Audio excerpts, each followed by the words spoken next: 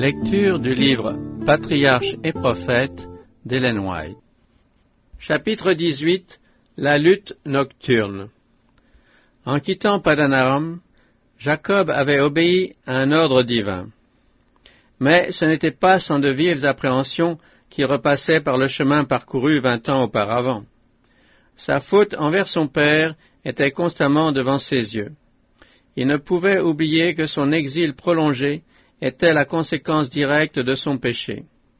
Et cette pensée, qui le poursuivait jour et nuit, avivée par les reproches de sa conscience, jetait une ombre de mélancolie sur son voyage. À la vue des collines de son pays, le cœur du patriarche se serre douloureusement. Tout le passé remonte à sa mémoire. À mesure qu'il approche du terme, les sombres pressentiments qui le hantent à la pensée d'Ésaü augmentent. La nouvelle de son retour, pense-t-il, va réveiller chez son frère des sentiments de vengeance auxquels s'ajoutera la crainte que Jacob ne vienne réclamer sa part de l'héritage paternel, héritage dont Ésaü est, depuis son départ, le seul bénéficiaire. S'il y est disposé, se dit Jacob, il est capable de me faire beaucoup de mal. Mais Dieu lui donne une preuve nouvelle de sa sollicitude. En s'éloignant des montagnes de Galaad dans la direction du sud, il aperçoit 2 armées d'anges marchant avec lui, l'une comme avant-garde, l'autre comme arrière-garde. À ce spectacle, qui lui rappelle la vision de Béthel, Jacob tressaille de joie. Les divins messagers qui l'avaient réconforté lors de sa fuite sont maintenant les protecteurs de sa rentrée dans son pays. Il s'écrie « C'est ici le camp de Dieu », et il donne à ce lieu le nom de Mahanaïm, les 2 camps. Néanmoins, Jacob comprend qu'il a, de son côté, quelque chose à faire pour assurer sa sécurité. Une mesure conciliatoire s'impose.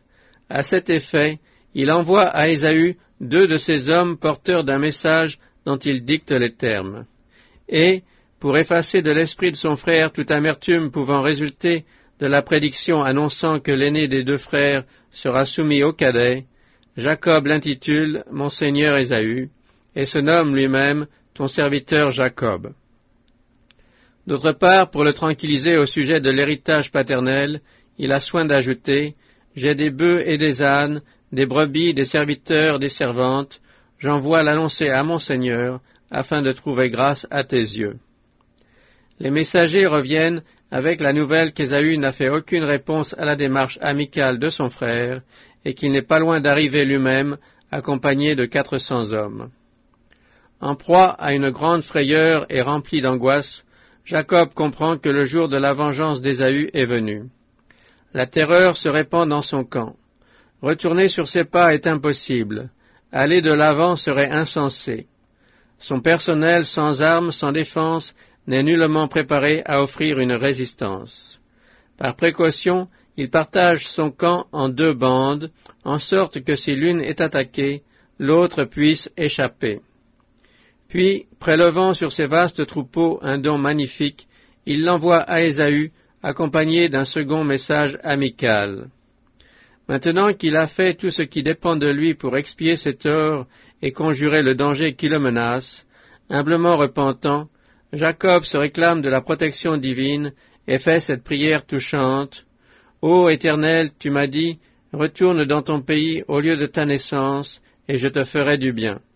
Je suis trop petit pour toutes les faveurs et pour toute la fidélité dont tu as usé envers ton serviteur, car j'ai passé le Jourdain avec mon bâton, et maintenant j'ai pu former 2 troupes.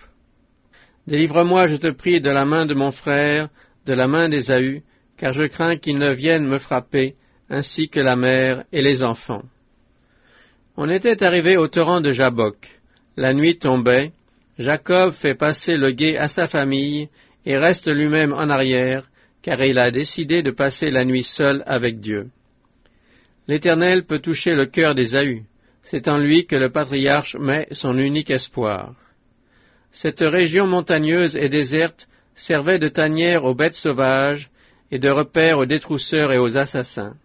Solitaire et sans protection, courbé par l'angoisse, Jacob se prosterne jusqu'en terre. Il est minuit. Tout ce qui lui est cher ici-bas est séparé de lui et court les plus grands dangers. Et ce péril où des innocents peuvent périr, ô amertume, c'est lui qui en est la cause. Sa prière monte vers Dieu, accompagnée de cris et de larmes. Soudain, il sent se poser sur lui une main puissante. Croyant avoir affaire à un ennemi qui en veut à sa vie, il s'efforce de se dégager de son étreinte. Un corps à corps silencieux s'engage. C'est à qui, dans cette lutte nocturne, l'emportera sur son adversaire. Sans se relâcher un seul instant, Jacob lutte de toute la force de son être. Et, tandis qu'il défend sa vie avec l'énergie du désespoir, ses péchés montent devant lui comme pour le séparer de Dieu. Dans cette extrémité, au souvenir des promesses divines, il demande miséricorde. L'aube blanchissait déjà à l'horizon, que la lutte durait encore. Alors l'inconnu touche Jacob à la hanche, qui à l'instant se trouve déboîté. À ce signe, le patriarche reconnaît que son antagoniste est un messager céleste.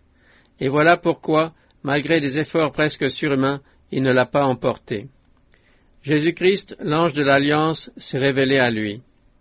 Sans lâcher prise, pénitent et brisé, Jacob se cramponne, il pleure et demande grâce. Il réclame l'assurance que son péché est pardonné. La souffrance physique, très vive cependant, ne réussit pas à le détourner de son objet un seul instant. Sa détermination ne fait que grandir et sa foi s'affermir. À l'ange qui cherche à se libérer et lui dit « Laisse-moi aller car l'aurore se lève », Jacob répond « Je ne te laisserai point aller que tu ne m'aies béni ». Si cette déclaration avait été présomptueuse, il eût à l'instant perdu la vie. Mais cette parole n'était qu'une expression de certitude éperdue. Jacob, qui avait confessé son indignité, plaçait sa confiance en un Dieu fidèle à ses promesses.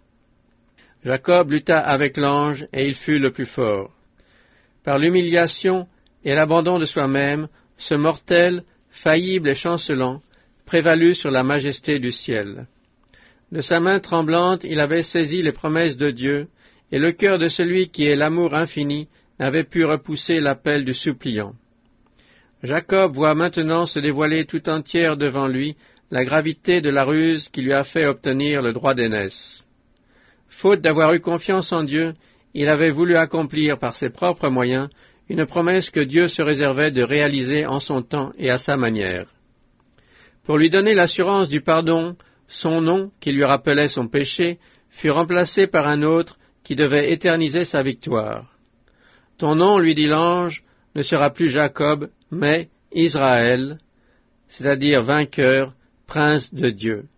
Car tu as lutté avec Dieu et avec les hommes, et tu as vaincu. » Jacob reçoit alors la bénédiction après laquelle il a tant soupiré. Le péché qui avait fait de lui un supplanteur est pardonné. La crise de sa vie est passée.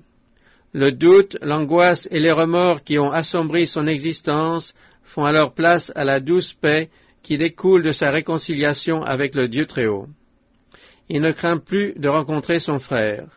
Le Dieu qui lui a pardonné peut aussi toucher le cœur d'Ésaü et l'amener à s'incliner devant son repentir.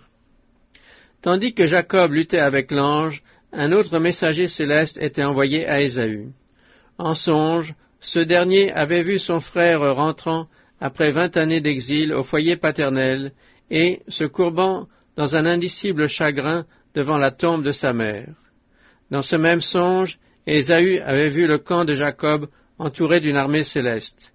Il raconta cette vision à ses guerriers et donna l'ordre formel de ne faire aucun mal à son frère, celui-ci étant sous la protection divine. Les deux convois finissent par se rapprocher.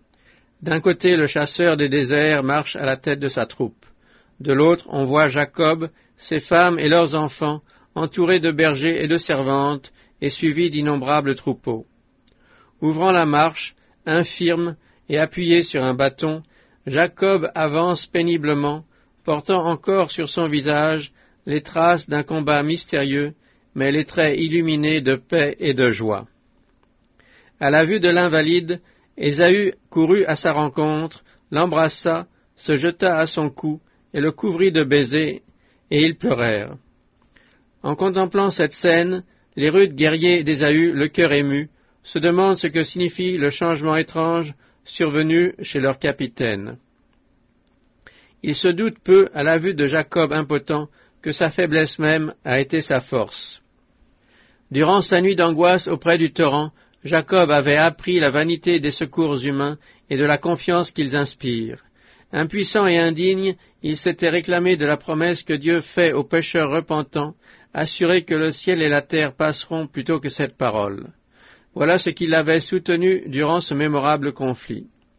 Cette nuit de lutte et d'angoisse préfigure l'épreuve à travers laquelle le peuple de Dieu devra passer immédiatement avant le retour de Jésus-Christ.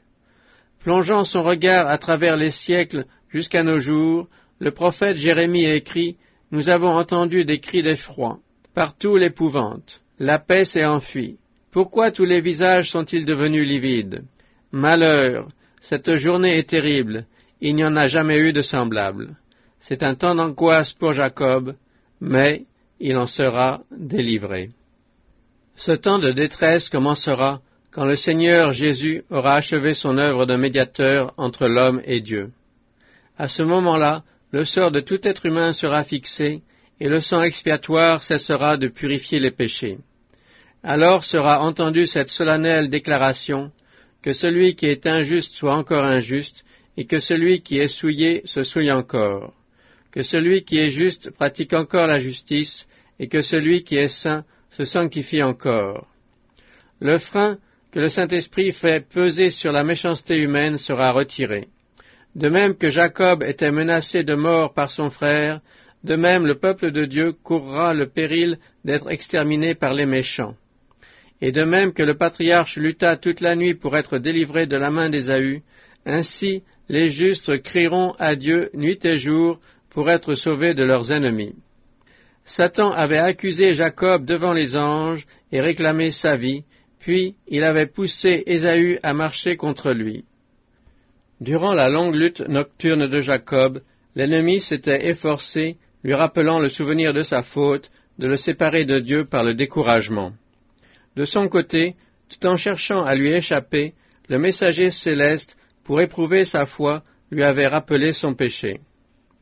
Mais, malgré son angoisse et ses larmes, le patriarche avait tenu bon. Convaincu de la bonté de Dieu, il s'était jeté dans les bras de sa miséricorde.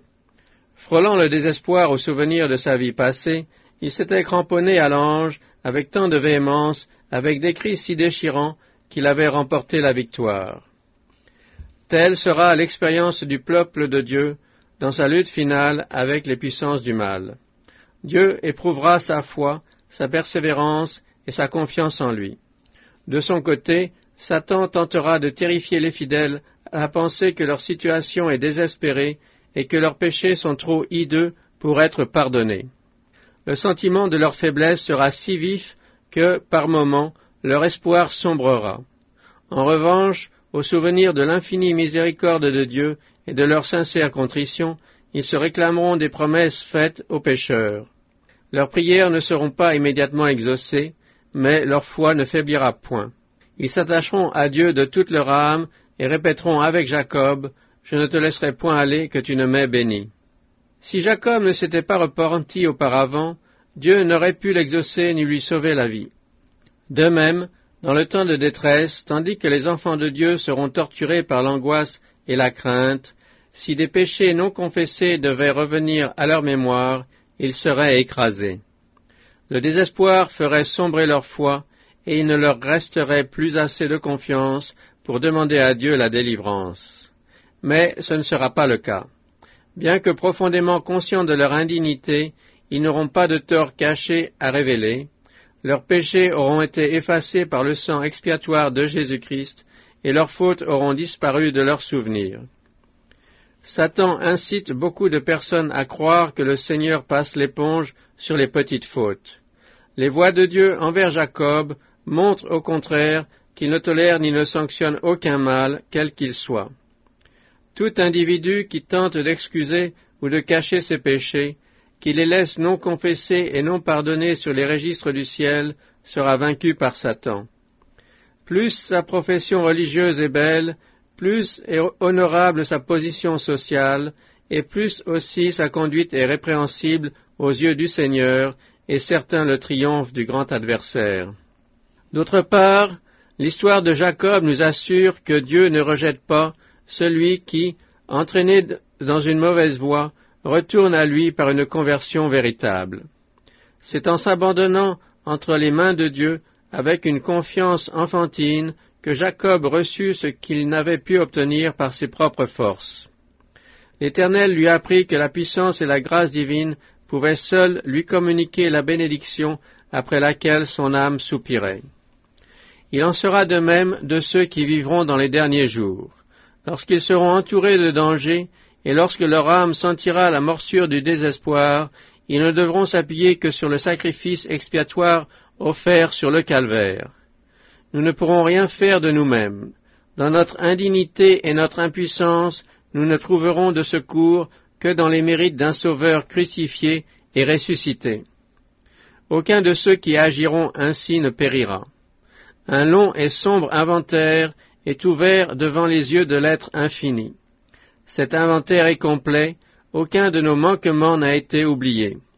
Mais celui qui, autrefois, écoutait les cris de ses serviteurs, entendra la prière faite avec foi et pardonnera nos transgressions. Il l'a promis, il accomplira sa parole. Jacob a prévalu parce qu'il était résolu et persévérant. Sa victoire nous enseigne le pouvoir de la prière importune. C'est maintenant qu'il nous faut apprendre ce que sont la prière victorieuse et la foi invincible.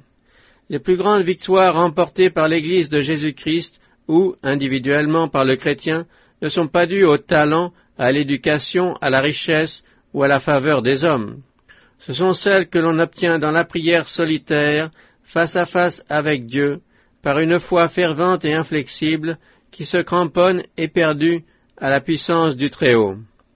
Ceux qui persévéreront dans leur désobéissance, tout en réclamant la bénédiction divine, ne l'obtiendront jamais. Mais toute âme qui, comme Jacob, s'emparera des promesses d'en haut et possédera la même ferveur, la même persévérance, réussira comme il a réussi. Et Dieu ne ferait-il pas justice à ses élus, qui crient à lui jour et nuit, et n'est-il pas plein de miséricorde envers eux? Je vous dis qu'il leur fera prompte justice.